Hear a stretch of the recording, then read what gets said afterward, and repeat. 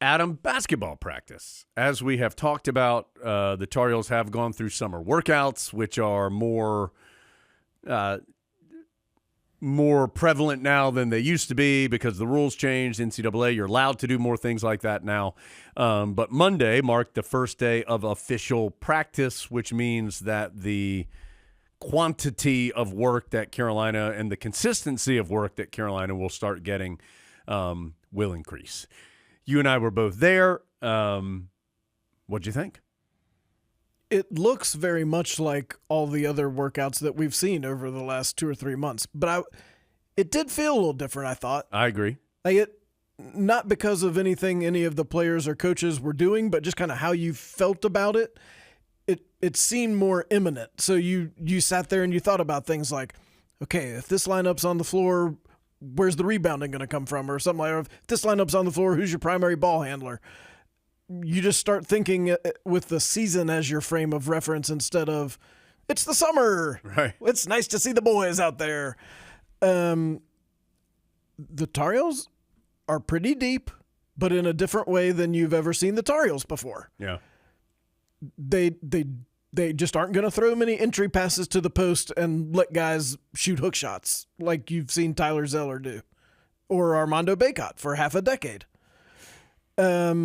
It's just a very different team, but I do think it could be a very fun team to watch because of the way they play. That they're going to have to be very good defensively because I think they'll be really dangerous when they can run and play in transition, which means you need to get some steals and you need to not allow a million offensive rebounds.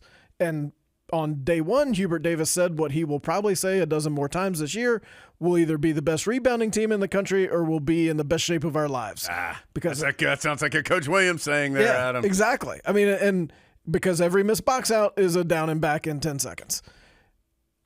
And that's going to have to be something that the team really takes to heart because there will be some teams that are bigger and stronger than Carolina, which is not the position we're used to seeing the Tar Heels be in. Yeah, isn't this going to be an interesting year? Because Carolina, and I think I've said this before, I think Carolina from a pure talent standpoint is more talented this year than the last couple of seasons.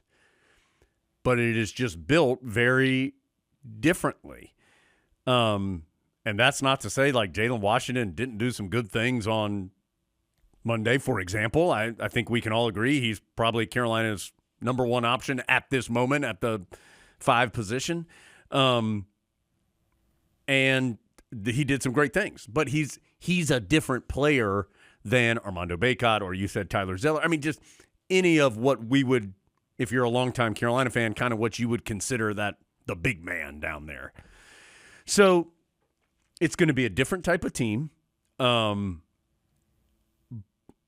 do they have some exciting players in the backcourt and on the wing and guys that they can rotate through there that are all very dangerous.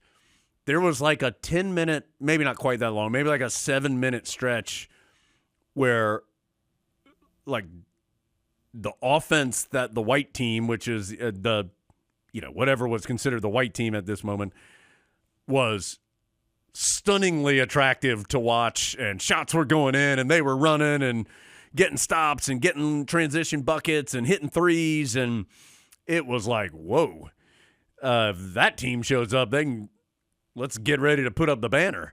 And so the capability of this team, I think it's very high. I think it's going to come down to the consistency, and it is harder to consistently hit shots that are farther away. And to your point, and this has long been the case, but I feel like it's going to be the case this year. Teams are going to try and slow the game down and muck the game up against Carolina. Because if Carolina gets out and runs, I haven't seen everybody play yet this year, Adam, but I can't imagine that there's going to be a long list of teams that are going to be have a higher ceiling than the Tar Heels in that scenario. So it should be I agree. I think it has the potential to be a really fun team to watch because they have a lot of skill, a lot of guys who can play.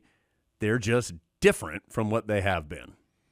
If they could, and Hubert Davis made this point on Monday when he was talking about setting screens, and somebody had set a little bit of a weak screen, and he said, no, set the screen, make contact.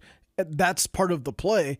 Then they did it, and it worked, and Carolina made a three, and he, of course, gave it the sarcastic, look, it works. And then the Tar Heels went down to the other end, did the exact same thing, it worked again.